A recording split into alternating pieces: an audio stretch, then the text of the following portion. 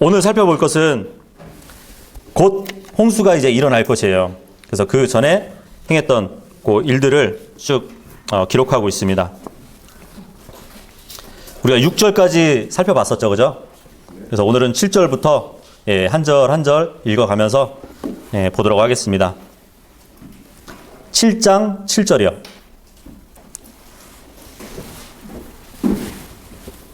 창세기 7장 7절입니다.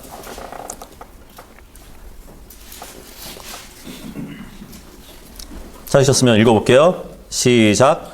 노아가 홍수의 물들로 인하여 자기 아들들과 자기 아내와 자기와 함께한 자기 아들들의 아내들과 함께 방주로 들어갔고, 여기 보니까 이제 총 8명이 되는 거죠, 그죠? 노아를 포함해서 아들들과 아내와 또 이제 그 며느리들이 되겠죠? 우리가 1절에서 살펴봤듯이 7장 1절에 보시면은 주께서 노아에게 이르시되 너와 네 온 집은 방주로 들어오라 했거든요. 보통 그래서 이제 일반적으로 하우스 하면은 건물, 집을 보통 얘기를 하잖아요, 그죠? 하지만 보통 성경에서 집이라고 얘기하면은 그 가족들을 얘기할 때가 있습니다. 그래서 사도행전 16장 31절에 보면은 주 예수 그리스도를 믿으라.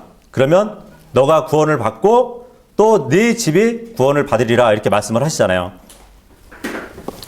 사람이 구원을 받고 집 건물이 받는 게 아니잖아요, 그죠? 거기서도 똑같은 하우스로 되어 있지만 건물이 아니라 이제 온 가족을 얘기하는 거겠죠. 그래서 지금 7절에 보시면은 노아가 홍수의 물들로 인해서 자기 아들들과 또 자기 아내와 또 자기와 함께한 자기 아들들의 아내들과 함께 방주로 들어갔다고 말씀을 하고 있는 것이죠. 예수님이 초림하셨을 때 보면은 이제 처음으로 따랐던 제자들이 요한과 안드레였거든요.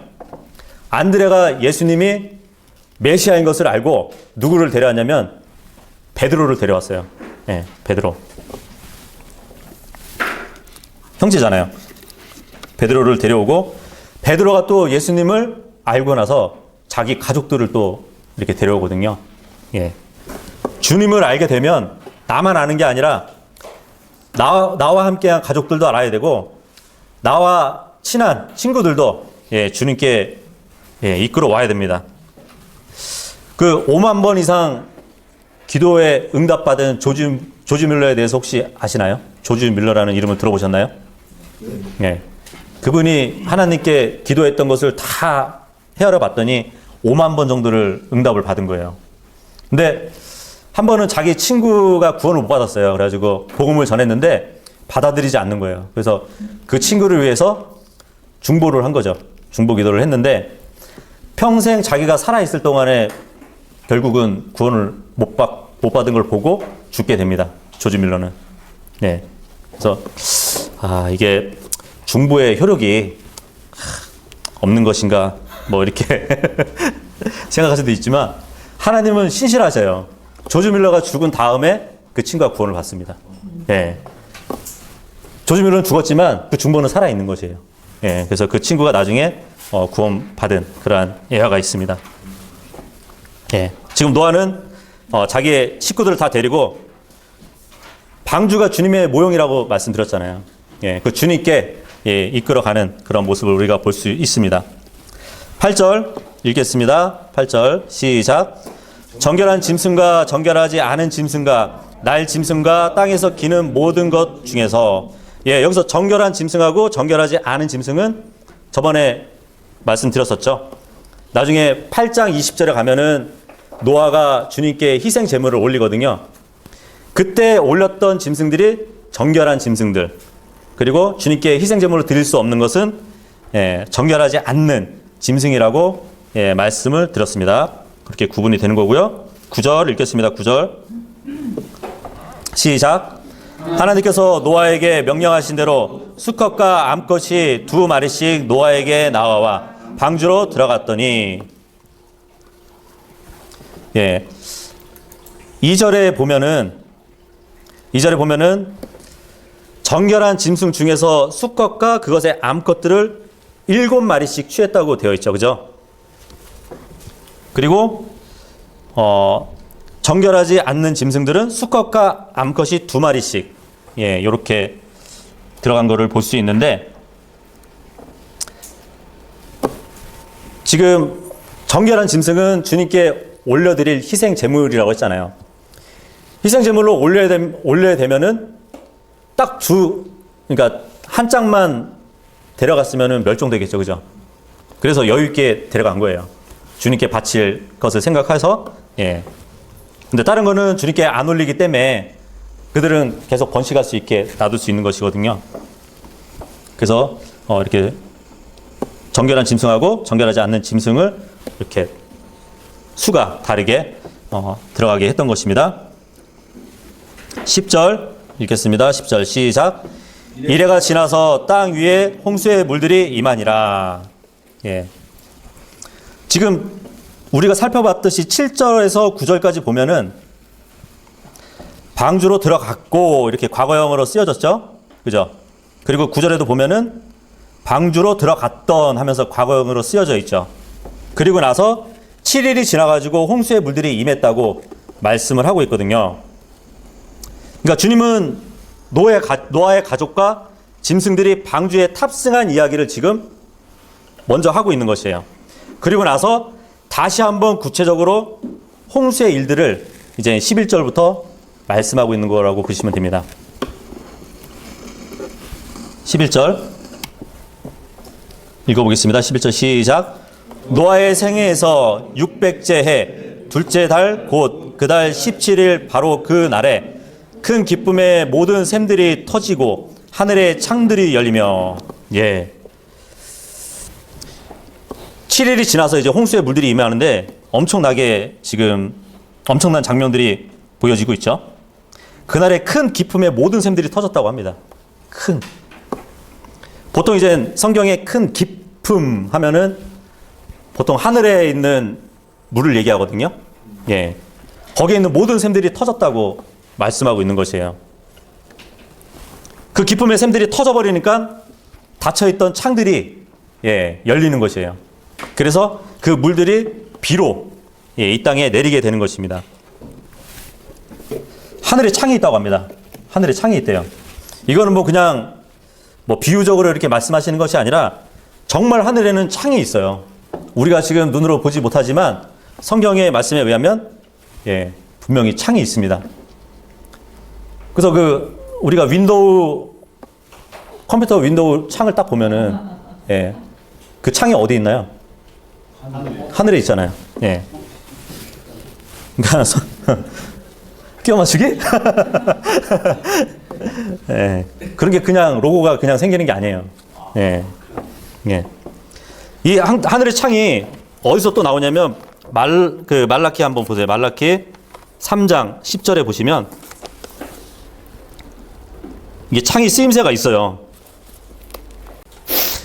만군의 주가 말하노라 너희는 모든 11조를 창고로 가져와 내 집에 먹을 것이 있게 하고 이제 그것으로 나를 시험하여 내가 너희를 위해 하늘의 창들을 열고 예, 하늘의 창들을 여신대요. 그리고 너희가 받을 것이 없도록 너희에게 복을 쏟아붓지 아니하나 보라 이렇게 말씀을 하시거든요. 예. 근데 우리가 지금 본문에 살펴본 것은 하늘의 창이 열리면은 뭐가 내리죠? 비가 내리잖아요. 근데 말라기 3장에서 보면은 하늘의 창을 열면 그 복을 너희의 창고에 부어준다고 하거든요. 이 창고가 무슨 창고냐면 곡식 창고잖아요. 곡식 창고를 채우시려면은 곡식이 자라나게 해야 되죠. 그죠? 근데 하나님이 하늘의 창을 닫아버리면 비가 안 내리겠죠. 곡식이 못 자라나겠죠. 예. 그래서 하나님이 창들을 열어서 그 비를 이른 비와 늦은 비를 적당하게 부어주시면서 곡식을 자라나게 하시면 나중에 그 11조 생활을 잘했던, 그러니까 우리 교회하고는 상관없습니다. 예, 이 구약 때 11조 생활을 했던 그 사람들의 창고에 곡식이 가득 채워주신다는 얘기예요. 예. 그래서 하늘에 창이 있어요. 무엇을 내리는 창? 비를 내리는 창이 있는 것이에요. 근데 변개된 성경에 보면은 하늘의 창이라고 안 했고 하늘의 구멍이라고 기록이 되어 있습니다. 변개된 성경에는. 그 구멍으로 얼마나 많은 비를 내릴지는 모르겠어요. 네. 네. 근데 하늘에 창만 있는 것이 아니에요. 성경에 보면은 문도 있어요. 네. 시편 78편 한번 보겠습니다. 시편.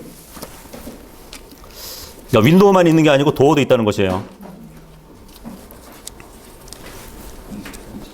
시편 78편 23절 24절 보시면 제가 읽어볼게요. 그럼에도 그분께서 위로부터 구름들에게 명령하시며 하늘의 문들을 여시고, 그죠? 하늘의 문들도 있어요. 그들에게 만나를 비같이 내려 먹게 하시며 하늘의 곡식을 그들에게 주시매. 그죠? 이스라엘 백성들이 광야 생활할 때 하늘에서 만나를 내려주실 때 어디로 내려주셨다고요? 하늘의 문들을 열어가지고 내려주셨다고 하시는 거예요. 그리고 창세기에 보면 이제 야곱이 하란을 향해서 이렇게 가다가 밤이 돼가지고 그 돌로 베개를 삼아가지고 잠을 자게 됩니다. 그때 꿈을 꾼 게 있는데 무슨 꿈이냐면 사닥다리가 하늘까지 딱 닿아 있는 거예요.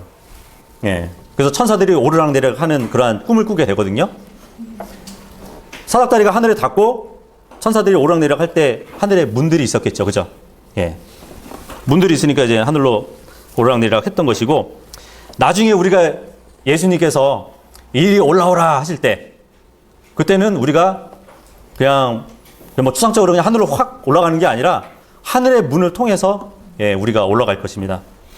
그걸 계시록에 보면 나오죠. 계시록 4장 1절에 보면은 사도 요한이 하늘에 한 문이 열려 있는데 하면서, 그죠?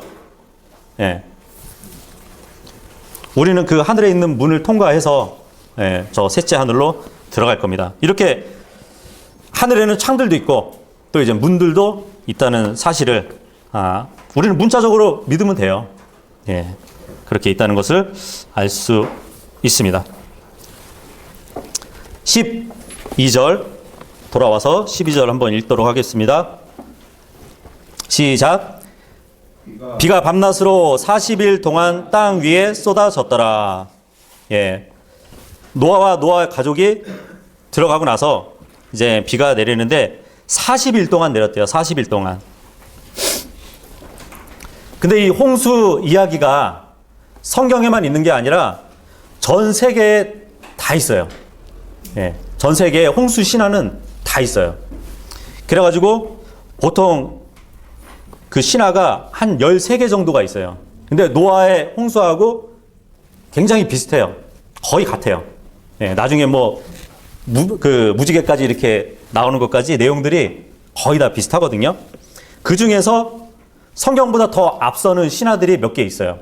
그 중에 뭐 메소포타미아에서 나온 신화들, 그리고 수메르 신화, 이런 신화에 보면은 홍수 이야기가 있는데 성경하고 얼마나 차이가 나냐면 못해도 1500년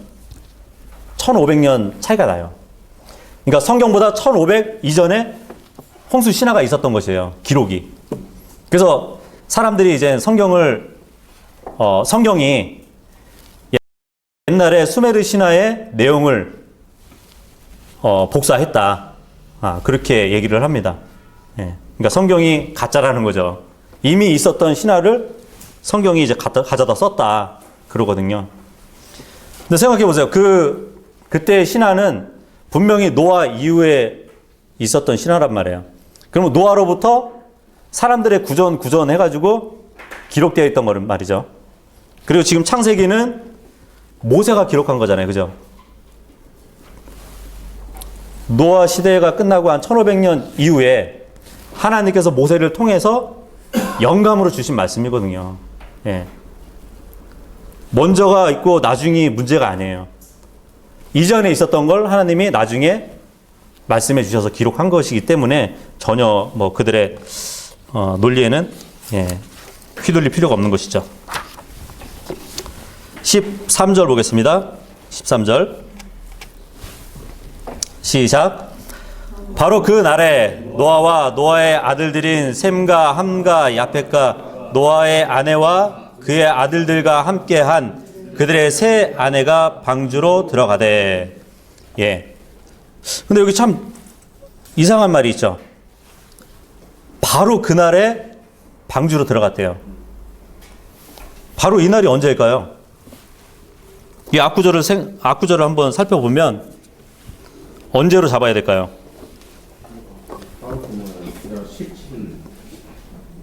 17일. 큰 기쁨의 모든 샘들이 터지고 하늘의 창들이 열릴 때 들어갔다. 그러면은 9절 한번 보세요. 9절에 보면은 방주로 다 들어갔잖아요. 그 다음에 7일이 지나서 땅이 홍수의 물들이 임했다고 그러는데. 예. 이건 모순이 아니고, 예. 그러니까 바로 그날에 하는 것은 지금 10절에 보면은 7일이 지나서 홍수가 임했다고 했으니까 11절에 보시면 그렇죠. 그달 17일에 기품의 모든 샘들이 터졌잖아요. 그러면 7일을 빼야겠죠. 7일을 빼면은 노아의 생애에서 600째 해, 둘째 달, 곧 그달 10일이겠죠. 그죠? 예. 그때 들어간 것이에요. 이해가 되시나요? 네. 예. 그리고 나서 7일이 지나서 이제 비가 내렸던 것이죠. 정확히 2월 10일 날 들어갔다는 것이죠. 그러면 여기 지금 노아 가족들이 탔는데 노아는 몇 번째 탑승했을까요? 퀴즈. 마지막이요? 어떻게 하세요? 봤어요?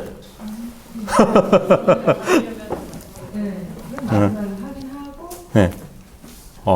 아버지로서 베드로후서 2장 5절에 보시면 제가 읽어볼게요. 옛 세상을 아끼지 아니하시고 오직 의의 선포자인 여덟째 사람 노아를 구원하시며 경건치 아니한 자들의 세상에 홍수를 내리셨고, 여기서 여덟째 사람이라고 나오죠. 그죠? 예. 그래서 이것을 이거는 족보상에서 아담 이후에 여덟 번째 이렇게 계산을 하시는 분들이 있는데, 아니에요. 아담 이후로 10번째가 노아예요. 예. 그렇기 때문에 그거는 성립이 안 되고, 여기서 여덟 번째 하는 것은 방주에 들어간 그 순서라고 보시면 될 것 같습니다. 그러니까 노아는 아담의 10대 손이에요. 8대 손이 아니고. 예. 근데 변개된 성경에서 보면은 노아에 대해서만 나오잖아요. 그래서 여덟 번째 사람 노아. 아니 가족들도 방주에 다 들어갔는데 왜 노아만 언급할까 해가지고 굉장히 친절하게 노아와 7 식구들을 보존하시고 이렇게 또 추가를 해놨더라고요. 친절하게. 굳이 안 써도 다 방주에 들어간 걸 알고 있는데, 그죠? 14절 보겠습니다. 14절. 다시 돌아와서 14절. 시작.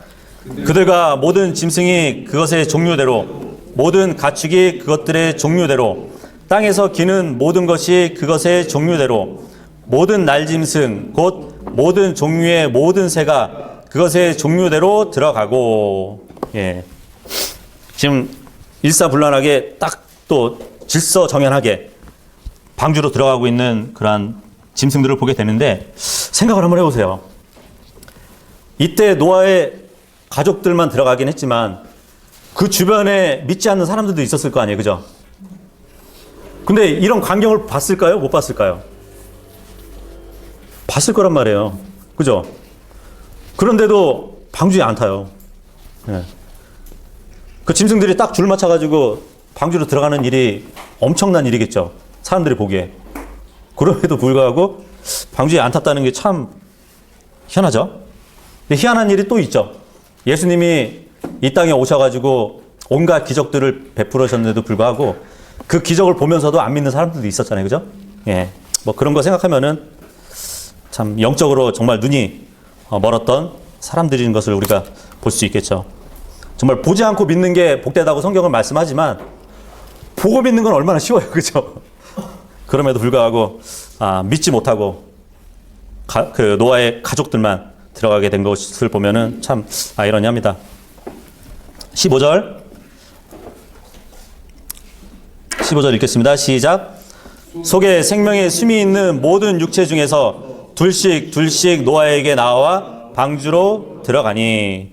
예, 둘씩은 짝을 이루어서 들어갔다는 얘기예요. 예, 짝을 이루어서 들어갔다는 얘기.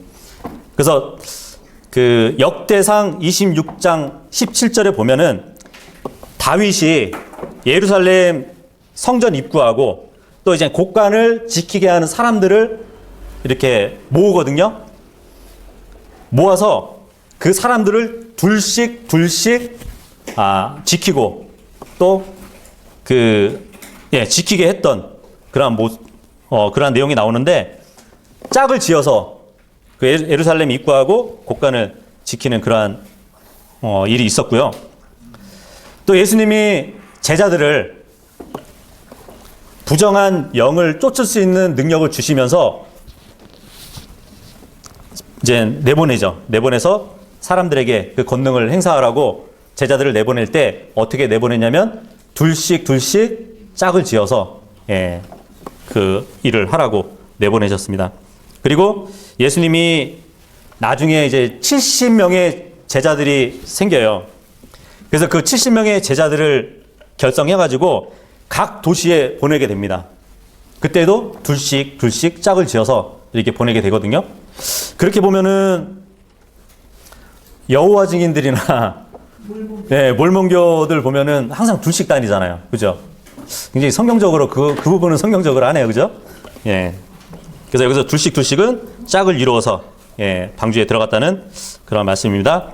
16절 읽겠습니다. 16절 시작. 들어간 것들은 하나님께서 그에게 명령하신 대로 모든 육체의 수컷과 암컷이더라. 그것들이 들어가매 주께서 그를 안에 넣고 닫으시더라. 예. 노아의 방주에 들어간 짐승들은 종류대로 짝을 이루어서 들어갔다고 말씀을 하고 있습니다. 저번에 우리가 살펴봤죠. 이사야서 34장 16절. 네. 한 번 더 본문 한번 볼까요? 이사야서 34장 16절. 그러니까 에돔이라는 땅이 나중에 주님께 심판받는 그 문맥이라고 말씀드렸어요. 얼마나 심판이 심하면, 심판이 얼마나 크게 임하나 보면은 나중에 땅이 황폐할 정도로 그렇게 돼버리는 것이에요. 땅이 황폐하니까 사람들이 살지 못하고 그 장소에 짐승들을 주님께서 살도록 해버린다는 그 말씀이거든요.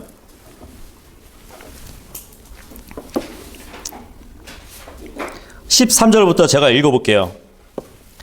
그녀의 궁궐에는 가시나무가 자라며 그것의 요새에는 쐐기풀과 들장미가 자라서 그것은 용들의 처소가 되고 올빼미의 뜰이 되리라. 그러니까 그 에돔 땅에, 황폐한 땅에 가시나무가 자라고 뭐 이렇게 그렇게 만들어 버린다는 것이죠. 14절. 사막의 들짐승들도 섬의 들짐승들과 만나며 사티로스가 자기 동료를 부르고 날카롭게 외치는 올빼미도 거기서 안식하며 자기를 위하여 안식처를 찾고, 큰 올빼미가 거기에서 자기 둥지를 틀고 알을 까서 자기의 그늘 아래로 모으며 대머리 독수리들도 각각 자기 짝과 함께 모이리라. 예, 심판당한 그 땅에, 황폐한 땅에 이 짐승들이 살게 만들어 버리신다고 말씀하시는 거예요. 더 이상 그 거주민들의 땅이 되지 않게 만드신다는 말씀이에요. 그러면서 이 말씀을 하시는 거거든요. 16절에 너희는 주의 책에서 찾아 읽어보라. 이것들 중에 하나도 빠진 것이 없고 자기 짝이 없는 것들이 없으리니 이는 내 입이 그것을 명령하였고 그의 영이 그것들을 모았기 때문이라. 그 짐승들을 하나님이 명령하시고 자신의 영으로 모으신 거예요. 예. 그 짐승들이 알아서 자기들이 모인 게 아니란 말이에요. 그래서 17절에 보면 그가 그것들을 위하여 제비를 뽑으며 자신의 손으로 줄을 그어 그것들에게 나누어 주었으니 그것들이 영원히 그것을 차지하며 대대로 그 안에 거하리라. 예. 아예 또 땅까지 이렇게 분배해 주셨어요. 그 짐승들한테. 그죠? 예. 그 말씀을 하는 거죠. 마찬가지예요. 우리 본문에 돌아와서 이제 16절의 말씀처럼 짐승들이 각 종류대로 짝을 지어서 방주에 들어가게 하신 것은 하나님의 명령이고 하나님의 영이 그 짐승들을 모았기 때문에 방주에 들어갈 수 있었던 것입니다. 이해되시죠? 네, 17절 읽도록 하겠습니다. 17절. 시작. 홍수가 땅 위에 40일 동안 있었으므로 물들이 불어나 방주를 띄우니 방주가 땅 위로 들리더라. 예. 노아가 만든 방주는 120년 동안 준비를 했어요. 근데 노아가 만든 이 방주는 모양이 그냥 단순하게 생겼던 것이에요. 그냥 괴짝 하나 네모나게 생긴 거죠. 배처럼 만든 게 아니에요. 지금 물들이 불어나서 방주를 띄우니까 방주가 땅 위로 이렇게 들어 올려지면서 물 위에 뜨게 된 거거든요. 보통 배 같으면 이제 거기서부터 자기 동력을 이용해가지고 항해를 해야겠죠. 그죠? 하지만 방주는 그냥 떠다니는 거예요. 행선지도 없어요. 그냥 주님께 맡기는 거예요. 예, 그게 방주거든요. 어디로 항해하기 위해서 만든 배가 아니라는 것이죠. 어디로 갈지 모르는데 이제 노아는 자기 가족들과 함께 그 방주에 탄 것이죠. 마치 히브리서 11장에 보면은 아브라함은 자기가 어디로 가야 될지 모르면서도 주님의 말씀을 따랐다고 되어 있잖아요. 그죠? 자기 고향까지 떠나면서 그러한 믿음을 요구했던 것이겠죠. 노아에게도. 그죠? 물론 이제 노아도 히브리서 11장 7절에 의하면은 아직 자기가 보지 못한 그 일들에 대해서 하나님의 말씀을 듣고 방주를 지었다고 얘기합니다. 그러니까 노아도 굉장히 믿음이 좋았던 것이죠. 그죠? 18절 읽겠습니다. 18절 시작. 물들이 넘쳐서 땅 위에 크게 불어나매 방주가 물들의 표면 위로 올라갔으며, 예, 누누이 말씀드리지만 방주는 예수님의 모형입니다. 예, 우리가 그리스도 안에 들어간다면 앞으로 있을 대환란이 닥칠 때 우리는 그 대환란에 남지 않게 되겠죠. 그죠? 그죠? 지금 방주가 물들의 표면 위로 올라갔다고 그러죠. 7장 18절. 네, 창세기 7장 18절. 방주가 물들의 표면 위로 올라갔대잖아요. 그죠? 저 셋째 하늘은 기쁨의 표면 위죠. 그죠? 기쁨의 표면이라는 것은 물이잖아요. 예, 하늘에 있는 물 표면 위가 셋째 하늘이란 말이에요. 마찬가지로 방주가 예수 그리스도의 모형이면 우리가 그분 안에 있다면 우리는 저 위 하늘의 물들 위에 표면에 있는 것이에요. 대환란 때. 네, 그렇게 이해하시면 되겠죠? 보통 배에서 이렇게 우두머리를 뭐라 그러죠? 선장이라고 그러죠. 그러니까 배에서 최고 수장이 선장이잖아요. 선장이 영어로 뭐죠? 캡틴. 맞아요? 캡틴. 그구나. 써져 있어. 그러면 그 방주의 선장이신 캡틴은 누굴까요? 할아버지 노아? 히브리서 2장 10절 한번 잠깐 보실게요.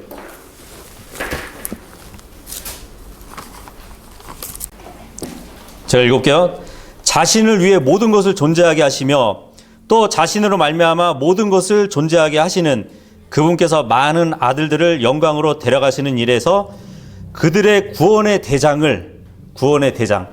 여기서 이제 대장이라고 나왔는데 대장도 영어로 뭐예요? 캡틴이죠. 예. 구원의 대장을 고난들을 통해 완전하게 하심을 합당하도다. 예. 구원의 대장, 구원의 선장, 구원의 캡틴이신 분이 예수님이란 말이에요. 예.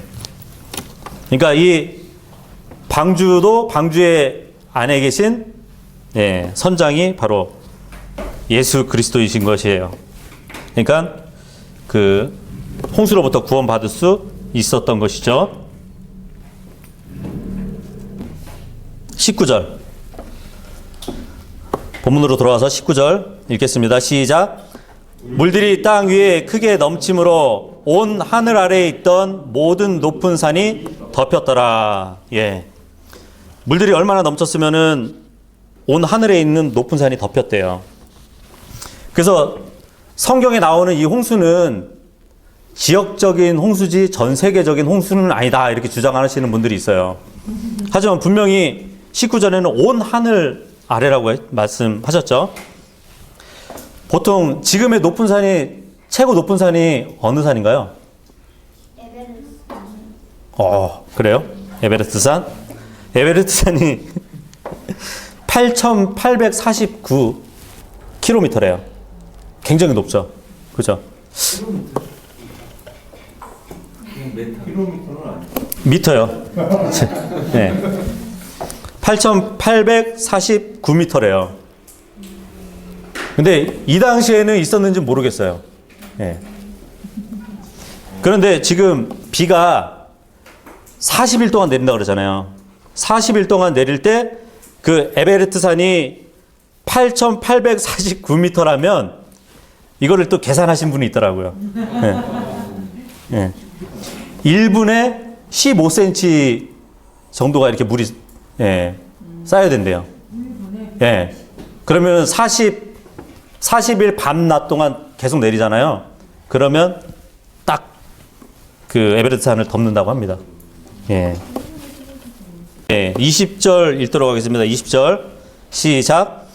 물들이 불어서 15큐빗 위로 오르매 산들이 덮였고 15큐빗 하면 보통 75m 정도 되는데 웬만한 산들은 다 덮였다고 말씀을 하고 있네요. 그죠? 21절 읽겠습니다. 시작. 21절 시작. 땅 위에서 움직이던 모든 육체가 죽었으니 곧 날짐승과 가축과 짐승과 땅에 기는 모든 기는 것과 모든 사람이라. 예. 땅 위에서 움직이던 모든 육체가 죽었다고 합니다. 사람뿐만 아니고 동물들도 죽었다고 얘기를 하고 있어요. 그래서 보통 이제 높은 산지라고 해도 동물들과 인간의 그 뼈들이 뒤섞여 있는 그러한 암석들을 발견한다고 얘기를 해요. 예, 지질학자들이 보면은 산 위에서도 그러한 암벽들을 발견한대요. 동물들하고 인간하고 합쳐진 그 뼈들이 합쳐진 그런 암석들을 발견하기도 한다 합니다. 뭐 미국의 네브래스카? 이 네브래스카 주가 어딘지는 모르겠어요. 지도를 안 봐가지고. 어쨌든 거기에 서식하지 않았던 동물들이 뼈가 나오는데 뭐 낙타나 곰이나 무소 이런 뼈들이 발견된다고 해요. 근데 이 낙타나 곰이나 무소들도 함께 서식하지 못하는 동물들이래요. 그럼에도 불구하고 발견된다고 합니다. 이게 홍수가 있지 않았으면 어떻게 이런 일이 있겠어요. 그죠? 마찬가지예요. 물고기 화석들하고 심지어 석유까지도 높은 산 위에서 발견이 된대요. 예. 신기하죠? 그래서 21절에 보면은 이제 모든 육체가 죽었다고 말씀을 하고 있습니다. 22절 읽겠습니다. 22절 시작. 마른 육지에 있던 모든 것 중에 콧구멍에 생명의 숨이 있던 모든 것이 죽었더라. 예. 이 지상에서 숨을 쉬던 코로 숨을 쉬던 그러한 모든 생명체가 죽었다고 말씀하시는데 물속의 물고기들도 숨을 쉰대요. 예. 근데 이제 그 물고기들은 콧구멍으로 숨을 쉬지 않습니다. 숨을 쉬지 않고 아가미로 숨을 쉰대요. 아가미로 숨을 쉬는데 그냥 물 안에 공기가 눈으로는 안 보이잖아요. 그죠? 하지만 물의 요소에는 산소가 있거든요. 물고기들의 아가미에 보면은 그 아가미에는 이산화탄소가 가득하대요. 그래가지고 물이 한번 아가미로 이렇게 지나가잖아요. 그러면 산소를 쭉 빼고 이산화탄소를 이렇게 교환을 시켜준대요. 아가미가 그 역할이. 예, 그래서 숨을 쉰다고 얘기를 하더라고요.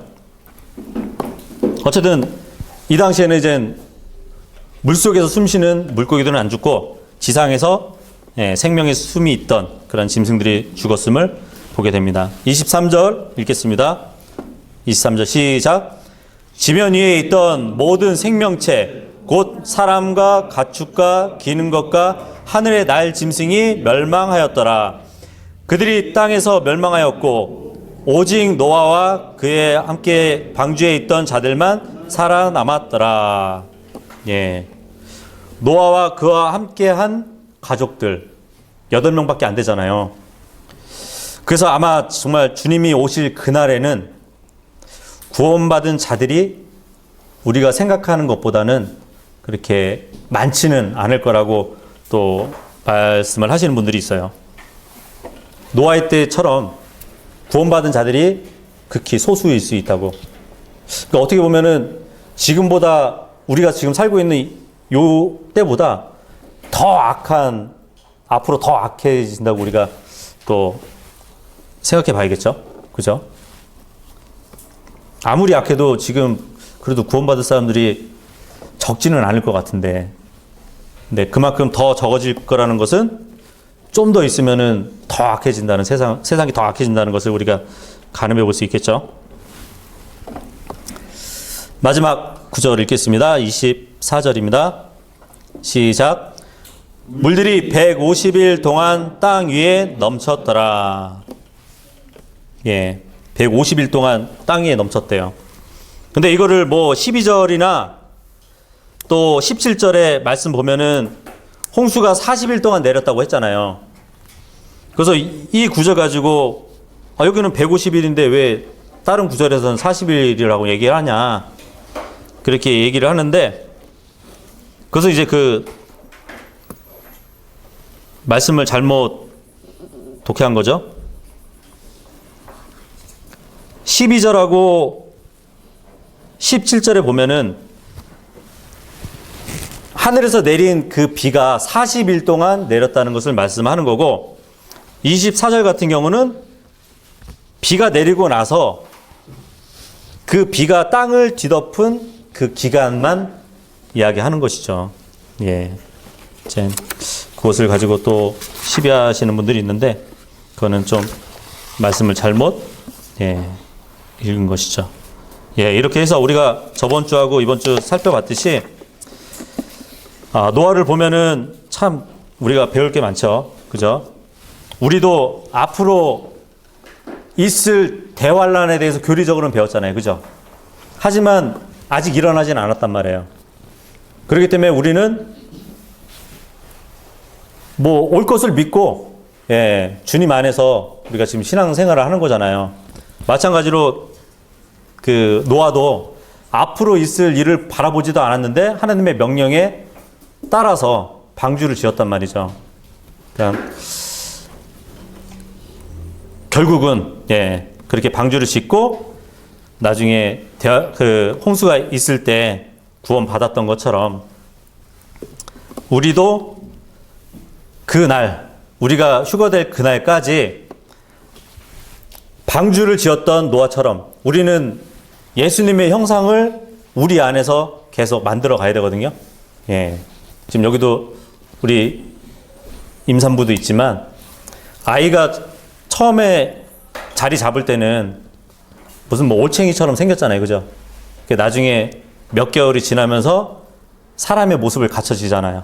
마찬가지로 우리도 주님을 믿었다면 주님의 형상이 처음에는 뭐 형상 같지도 않게 우리 마음에 있겠죠. 하지만 우리가 말씀대로 행하면서 그분의 성품을 우리가 드러내는 그 삶을 계속 산다면 그분의 형상이 자리 딱 잡을 겁니다. 그래서 그때까지 앞으로 올 주님이 부르실 그날까지 우리가 노아처럼 정말 그분이 명령하신 대로 행했다고 하신 그 성경 말씀처럼 우리도 주님 오실 그날까지 온전히 말씀대로 행하는 여러분들이 되시기를 바라겠습니다. 예.